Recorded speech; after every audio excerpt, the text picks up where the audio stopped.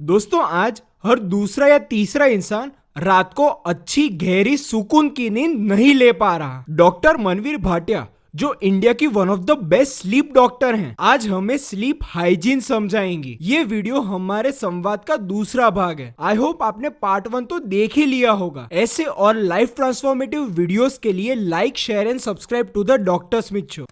Ma'am तो हमारे जो व्यूअर्स है जो इसे देख रहे हैं उनमें कई लोग मतलब एक दो रातें ऐसे नहीं सोए होंगे, तो मैम लाइफस्टाइल मॉडिफिकेशन के तौर पर आप इन्हें क्या एडवाइस देना चाहेंगी? अगेन वो अगर कंसिस्टेंट रहा तो they should seek help, but खाली एक आध रात ऐसी हो गई तो नेचुरली वो मतलब कैसे अपनी लाइफस्टाइल में मॉडिफिकेशंस ला सकते हैं ताकि वो अपनी नींद की क्वालिटी और क्वांटिटी दोनों इंप्रूव कर। पहली बात तो ये सोचना चाहिए भी मैं किसी का भी कभी ना कभी एक या दो रात खराब हो सकती है।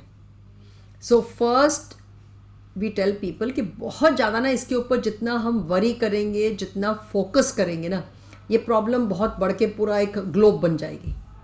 और ये एक बहुत बड़ा फैक्टर है जो स्लीप की इशू को वर्सन कर देता है और प्रोलॉन्ग कर देता है।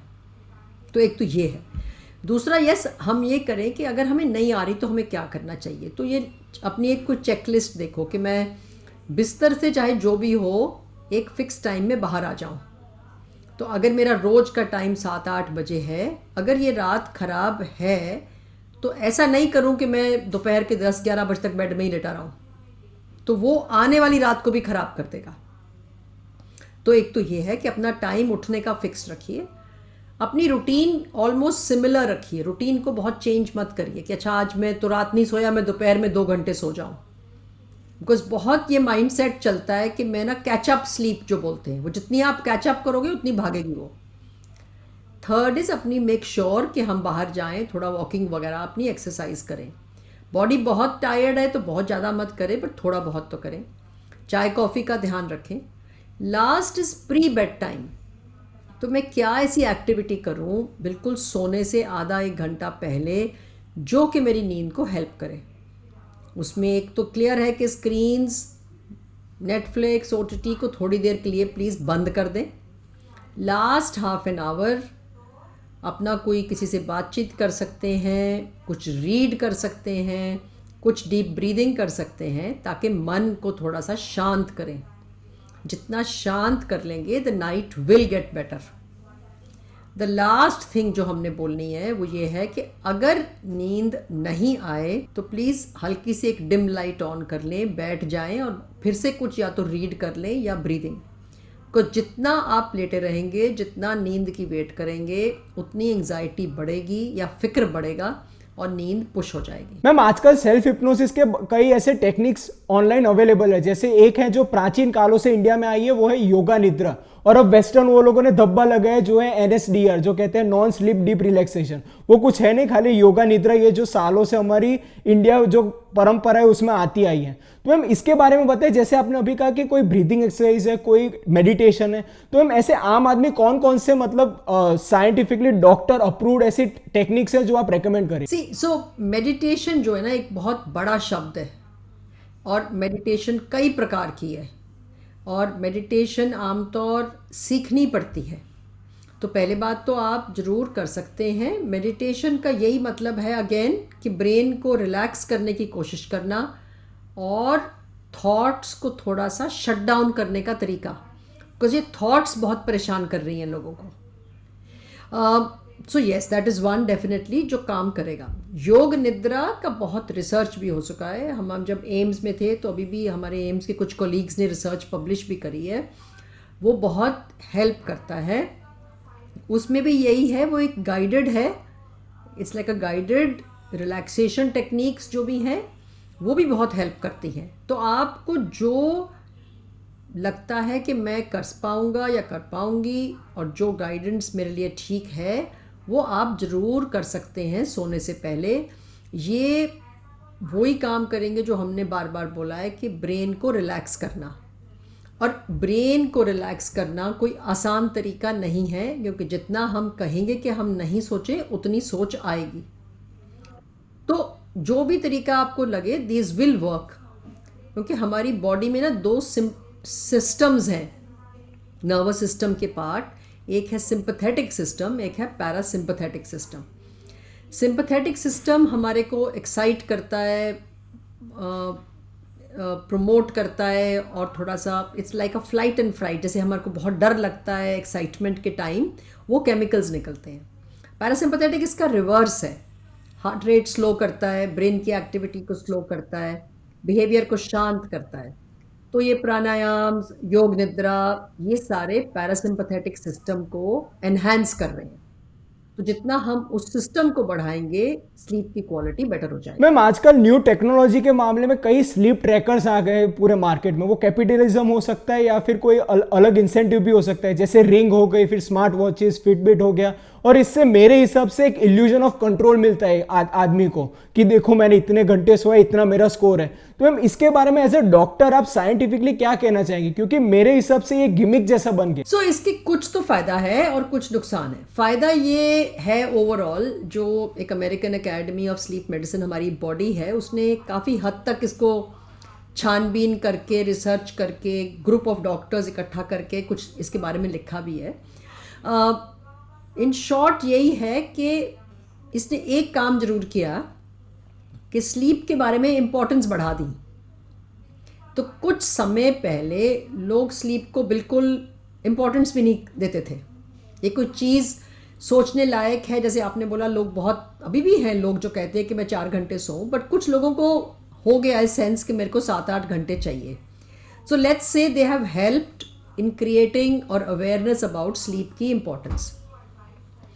Coming to the scientific part, तो इनमें क्या एग्जैक्टली सही है? जो ठीक है वो ये है कि जो आपका नींद आने का समय और नींद से उठने का समय, ये काफ़ी हद तक एक्यूरेट है, तो मैच कर जाता है। अगर आपने बोला कि मैं बिस्तर में 10 बजे गया पर मेरी नींद तो 12 बजे आई, सुबह 4 बजे खुली, फिर 5 बजे ऐसे आई, तो ये मैच कर जाएगा।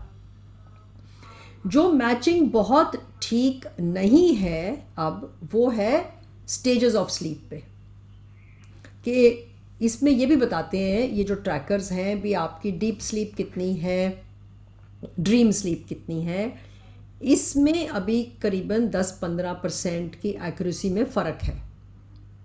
तो I think as a message हमको क्या समझना है कि येस, ओवरऑल मेरे को ये बता दे, पर मैं बहुत इस पे फोकस नहीं हूँ कि अगर इस ट्रैकर ने मुझे बताया कि आपकी तो 10% डीप स्लीप है, पर मैं ठीक फील कर रहा हूँ जब मैं उठ रही हूँ, बट उसकी वजह से 10% देख के मैं कहने लग पड़ता हूँ कि मैं तो टायर्ड हूँ।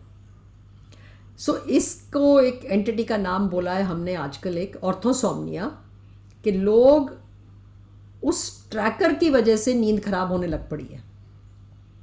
तो डेटा ट्रैकिंग जो है ऑन द होल ये काफ़ी कल्चर या कॉन्सेप्ट बन गया है। तो इसमें इन शॉर्ट इतना ही बोलना चाहिए कि मोटा मोटा आपको पता होना चाहिए, पर बहुत डेप्थ में जाना या बहुत रेगुलरली नहीं करना चाहिए। It can again start making you feel anxious and worried. तो दैट्स यही है इसके आज तक के जितनी डेवलपमेंट्स हैं।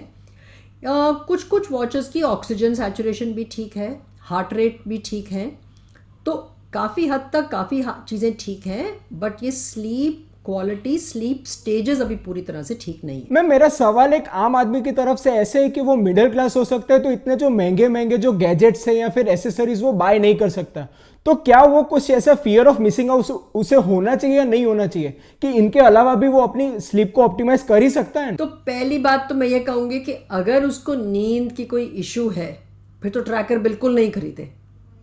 बिकॉज जितना वो इस ट्रैकर को रोज सुबह उठ के देखेगा कि इसने मुझे 6 घंटे बताया, 7 घंटे बताया, वो स्लीप की इशू और ख़राब हो जाएगी। तो आई थिंक ज़्यादा फोकस ये करना है, अगर कर ही सकना है तो एक स्लीप डायरी करके चीज़ होती है, उसमें वो लिखना शुरू कर दें, जो अपने आप भरनी होती है, कि मैं कितने बजे एक्सरसाइज किया, मेरे मील टाइमिंग्स क्या हैं, मेरे कॉफ़ी अल्कोहल वगैरह का टाइम क्या है, कितने बजे मैं सोता हूँ, कितने बजे उठता हूँ। उससे it is a self guided self help, कि मैं देखूँ कि मैं इसमें क्या चीज़ शिफ्ट कर सकता हूँ। I think that would be better, बल्कि ये कि मैं एक ट्रैकर खरीदूँ, फिर उसमें मॉनिटर करूँ, फिर डेटा देखूँ, फिर मैं डेटा किसी को दिखाऊँ, और उसी में मैं और उस स्पाइडर्स वेब में अंदर घुस जाऊं। मैम आमतौर पे आम आदमी अगर रात को सो नहीं पाता तो एक दो रातें वो कुछ नहीं करता, पर तीसरी रात पे वो ओटीसी मतलब ओवर द काउंटर ड्रग्स लेने लगता है, स्लीपिंग पिल्स लेने लगता है। तो मैम इसके क्या नुकसान हो सकते हैं, मतलब side effects of taking sleeping pills without consulting a doctor? कोई भी मेडिसिन अपने आप लेना तो थोड़ा सोच के लेना चाहिए कि मैं कितने समय के ले रहा हूँ, क्या डोज पे ले रहा हूँ, पर मोर इम्पॉर्टेंट मैं क्यों ले रहा हूँ। तो आई एग्री, सिम्टम ये आ रहा है कि मेरी नींद ठीक नहीं, पर बहुत सारा लिटरेचर, बहुत सारी इंफॉर्मेशन अब है कि थोड़ा सा सेल्फ एनालाइज या इवेलुएट करें भी ये क्यों गड़बड़ हो रहा है। इज़ इट माई हैबिट कि मैं दिन में सारा टाइम बिस्तर में बिता रहा हूँ? इज़ इट कि मैं कॉफ़ी कितनी, अल्कोहल, स्मोकिंग कब तक कर रहा हूँ, एक्सरसाइज लेट नाइट जिम कर रहा हूँ? May be there is some stressor है, कोई अक्यूट स्ट्रेसर है। तो पहले तो ये थोड़ा सा अपने आप इंट्रोस्पेक्ट या कुछ समय बिताना चाहिए कि ये क्यों उड़ गया, मतलब मेरी नींद ठीक थी फिर एकदम से क्यों गई, कुछ हादसा हुआ, क्या हुआ। फिर जो ओटीसी है वो डिपेंड करता है किस प्रकार की है। There are from supplements like magnesium, there is melatonin supplement to sleeping pills. तो क्या हम लेना चाह रहे हैं, और फिर ये भी सोचेंगे कितना ये असर करेगा और मैं कब तक खाऊंगा। तो ठीक है, अगर आपको किसी लगता है कि कोई माई रिलैक्सेशन टाइप, कोई आयुर्वेदिक प्रेपरेशंस भी हैं, कोई हर्बल प्रेपरेशंस भी हैं, तो अगर लगता है कि मैं एक दो दिन कुछ लूँ बट अपनी दिनचर्या पे ध्यान दूँ, फिर ठीक है, फिर you think that you will get better, तो देन दैट्स फाइन। बट अगर आपको लगा कि हफ्ता 10 दिन तक मैं वो ओटीसी खा रहा हूँ या कर रहा हूँ, या मैं लगा कि मैं अपने आप भी सारा कुछ कर रहा हूँ पर मेरे को फ़र्क नहीं पड़ रहा, फिर टाइम शुड कम दैट आप एक हेल्प लीजिए। जैसे कि अगर आपको, किसी को, सबको पता है कि अगर फीवर हो, बुखार हो, 99-100 पे लोग कहते हैं चलो कोई बात नहीं, मैं अपने आप कुछ पैरासीटामोल खा लेता हूँ, मैं देखता हूँ। बट 102, 103 हफ्ता भर चलेगा तो आप कहीं ना कहीं तो हेल्प लेंगे ना। तो ऐसे ही इसको रखिए अपने मन में कि अगर मेरी प्रॉब्लम परसिस्टेंट है, ठीक नहीं हो रही है, तो प्लीज़ मैं हेल्प लूँ। अपने आप ही अपनी इस प्रॉब्लम का इलाज नहीं करना चाहिए। मैम आजकल ओवर ऑप्टिमाइजेशन का जमाना है, मतलब जिसकी स्लीप अच्छी भी है वो भी मेलेटोनिन सप्लीमेंट्स या तो फिर आपने जैसे कहा कि मैग्नीशियम सप्लीमेंट्स ले रहे हैं। ऑफ कोर्स इसका वेस्टर्न इन्फ्लुएंस भी है, जैसे कई ऐसे डॉक्टर्स वहाँ के हैं जो प्रोमोट करते हैं कि आपको स्लीप को और इफेक्टिव करता ही जाना है। तो मैम एक सीलिंग आती है कि इसके बाद आप कुछ भी ले या ना ले, वो मतलब कुछ वो कहते हैं ना, लॉ ऑफ डिमिनिशिंग रिटर्न्स हो जाता है। तो मैम आप सप्लीमेंट्स के बारे में हमें समझाए कि हमें इसे कितने लेने चाहिए और क्यों नहीं लेने चाहिए अगर ना लेने हो। जो भी चीज़ हम ले रहे हैं किसी भी हेल्थ रिलेटेड कंसर्न की हेल्प के लिए, उसका you are right, there is a cap no, उसको हम उससे ज़्यादा ऊपर कैसे इम्प्रूव कर सकते हैं। और एक्स्ट्रा चीज़ें जाके या तो कहीं डिपॉजिट हो जाएंगी, या they will get eliminated from the system, और they will start producing side effects. तो आई थिंक ये बहुत ध्यान से रखना चाहिए कि मैं क्या ले रहा हूँ, किस लिए ले रहा हूँ, क्यों ले रहा हूँ। तो कुछ ना कुछ तो किसी चीज़ का कहीं ना कहीं तो एक्स्ट्रा लेने से नुकसान तो पैदा होता ही होता है। दूसरा आप है कि वैसे ही वैसे आप एक फार्माकोलॉजिकल एजेंट अपनी बॉडी में डाल रहे हैं, तो क्यों डालना है। अगर उस दिन में पढ़ रहे थे कि मेलाटोनिन की रिक्वायरमेंट अगर है भी तो 1 मिलीग्राम के करीब है किसी किसी में, हम 3 मिलीग्राम, 5 मिलीग्राम, 10 मिलीग्राम की क्यों बन रही हैं ये। चलो 3 तक लेना है कि कुछ अब्जॉर्प्शन में इशू है या क्लियर नहीं है। और ये भी है कि मैं इंडिकेशन क्या है ना, इट्स लाइक जितनी आपकी एनहांसमेंट है, how can you enhance more than that. तो आई थिंक ये समझना ज़रूरी है कि मेरी रात अगर ठीक बीत रही है, जिससे हमने एस बोला था कि मैं सेटिस्फाइड कैसे हूँ अपनी सुबह के साथ, मैं पूरा दिन अपना काम ठीक तरह से कर पा रहा हूँ या कर पा रही हूँ, कंसंट्रेशन ठीक है, मूड ठीक है, मेटाबॉलिज्म ठीक है, वाइटल्स कंट्रोल्ड हैं, फिर जरूरी नहीं है कि हम उसको एनहांस करते चले जाएं। मैम तो आप एक स्लीप डॉक्टर हैं और वो भी कई दशकों से आपकी प्रैक्टिस है, तो मैम कौन कौन से कॉमन डिसऑर्डर्स हैं स्लीप रिलेटेड जो हमारी जनता में काफी कॉमन है, स्पेशली जो हम 20s में, जो हम यूथ की बात करें उनमें? तो सबसे पहले तो इंसोम्निया ही है, सबसे कॉमनेस्ट प्रॉब्लम इज इंसोम्निया। तो इंसोम्निया कई तरीके का होता है, मतलब इंसोम्निया का मतलब है नींद ठीक नहीं होना। पर जब हम इसको एक डिसऑर्डर या डिजीज़ बोलते हैं तो वो है कि नींद टाइम पे नहीं आना, या नींद बहुत टूटना, या बहुत जल्दी सुबह उठ जाना, और दिन में प्रॉब्लम्स। दिन में प्रॉब्लम्स मतलब कि सिर में दर्द, बॉडी में pain, concentration problem, emotional problem. तो ये सब चीज़ों को मिल मिला के हम कहते हैं इंसोम्निया। ये कॉमनेस्ट प्रॉब्लम है। इसको हमको समझना चाहिए कि ये एक सिम्टम है और we have to find the cause. कारण ढूंढें और कारण को ट्रीट करें। ये नहीं कोशिश होनी चाहिए कि हम सिर्फ एक स्लीपिंग पिल दे दें। तो ये तो इंसोम्निया हो गया। Second is snoring. तो स्नोरिंग इज अ साउंड जो प्रोड्यूस होता है जब सांस की नलकी या ब्रीदिंग का पैसेज खुला नहीं रहता, उसमें जब हवा जा रही है तो साउंड प्रोड्यूस हो रहा है। अब इसको भी देखना होता है ये कितनी लाउडनेस पे है, कितनी फ्रीक्वेंसी पे है, कितनी इंटेंसिटी पे है, बेड पार्टनर्स को डिस्टर्ब कर रहा है, बाहर तक आवाज़ आ रही है, कई दफ़ा इंसान अपने आप ही उठ जाते हैं।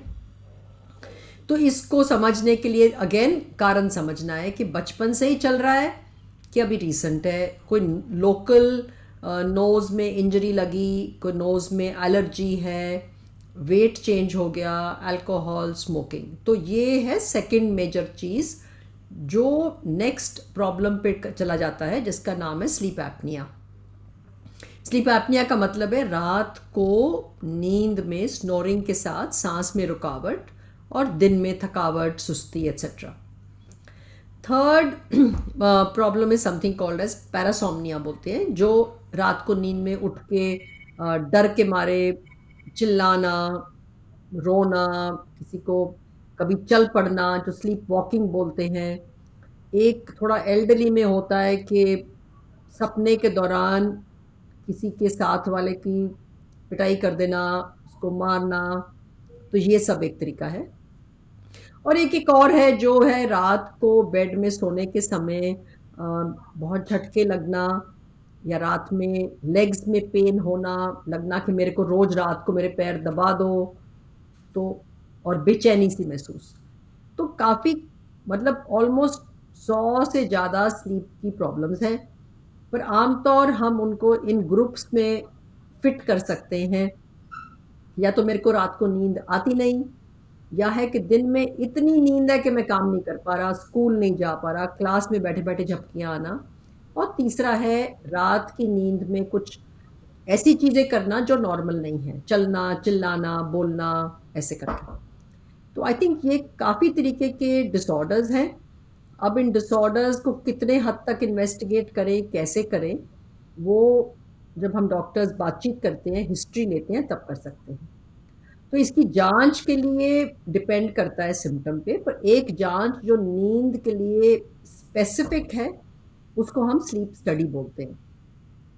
स्लीप स्टडी का मतलब है कि पूरी रात की नींद रिकॉर्ड करते हैं, एक्टिविटी ब्रेन से, मसल से, ब्रीदिंग, ऑक्सीजन, पैरों की मूवमेंट्स, ये सारी चीज़ें रिकॉर्ड होके फिर हम बता सकते हैं कि वाकई में रात को क्या हो रहा है। और ये जो स्लीप स्टडी है ये अब कई तरीकों से हो सकती है। एक ये पूरी तरीके हैं, दूसरे हैं एक छोटे वाले, जैसे कुछ एक ऐसी छोटी मशीनें हैं जो हम पेशेंट को दे सकते हैं। कुछ अब डिस्पोजेबल भी आ गई हैं, ये भी हम पेशेंट को दे सकते हैं। तो बेसिकली कई तरीके की टेक्नोलॉजीज़ आ गई हैं जिससे हम पेशेंट की टेस्टिंग कर सकते हैं ताकि हम अप्रोप्रिएट ट्रीटमेंट दे सकें। मैम, तो आपका ऑल्टरनेटिव मेडिसिन के बारे में क्या ख्याल है? जैसे कि हमने अभी अभी बात की कि हम लोग मतलब हर दूसरी गली या नुस्खे में कोई ना कोई ऐसे लोग होते हैं जो ऐसे ऐसे क्विक फिक्सेस देते हैं कि ये खा लेना तो आपकी नींद अच्छी हो जाएगी। तो मैम इसके बारे में बताएं, और इसके लॉन्ग टर्म कॉन्सिक्वेंसेस हमारे किडनी और लिवर में भी हो सकते हैं, तो उसके बारे में भी बताएं। कोई भी जब हम चीज़ लेते हैं एक इफ़ेक्ट बोलते हैं प्लेसिबो इफ़ेक्ट। मतलब कि अगर मैं आपको चीनी की एक पुड़िया भी दे दूंगी तब भी आपको कुछ ना कुछ चांस है 15-20% कि आप थोड़ा बेटर फील करेंगे। तो एक तो जो भी हम लेंगे उसका थोड़ा बहुत इफ़ेक्ट तो आ ही जाता है। अब रही बात कि इसमें सेफ्टी क्या है, प्रोलॉन्ग्ड यूज़ के क्या असर हैं, आई थिंक वो ज़्यादा ज़रूरी है समझना भी, ये कौन बना रहा है, क्या बना रहा है, इसके इंग्रेडिएंट्स क्या हैं। ज़रूरी नहीं है कि जो भी चीज़ नेचुरल है या प्लांट बेस्ड है वो सेफ़ है। उसके भी आगे चल के हमने खूब सब लोगों ने हर एक फील्ड लाइन में देख रखा है कि इसका इफ़ेक्ट लाइक वी नो कि इसमें कुछ अगर मेटल डाल दिए जाएंगे वो नसों को डैमेज कर सकते हैं, लिवर को अफेक्ट कर सकते हैं, ब्रेन में जाके जमा हो सकते हैं। कुछ ऐसे पत्ते होते हैं अगर बहुत क्वांटिटी में खाए जाएं तो वो वॉमिटिंग स्टार्ट कर देंगे, डिहाइड्रेशन कर देंगे। तो कुछ ऐसी चीज़ें होंगी जो डिपेंडेंस कर देती हैं, ब्रेन को पूरा ही डल कर देंगी।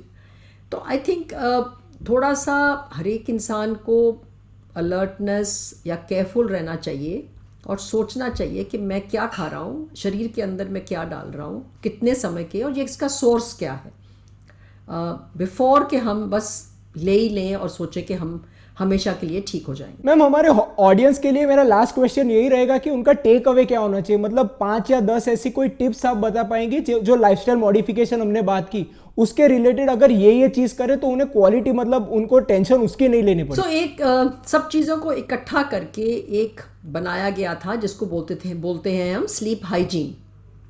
तो स्लीप हाइजीन जैसे कि शब्द है पर्सनल हाइजीन कि हमको क्या क्या करना है, तो इसको डिवाइड करना होता है कि मैं सुबह क्या करूं, दिन में क्या करूं और रात में क्या करूं। और ये बहुत ज़रूरी है समझना कि मेरे को रात को ठीक करने के लिए मेरे को अपना दिन ठीक करना है। खाली रात पे फोकस करने से काम नहीं चलेगा। तो दिन में सबसे पहले सुबह अपना सोने का समय और उठने का समय फिक्स होना चाहिए। तो अगर आपकी इच्छा है कि मैं रात तक लेट सोऊं किसी भी रीज़न से, तो प्लीज़ सुबह तो उसी समय उठिए। तो इससे हम अपनी बॉडी क्लॉक को सेट रखते हैं।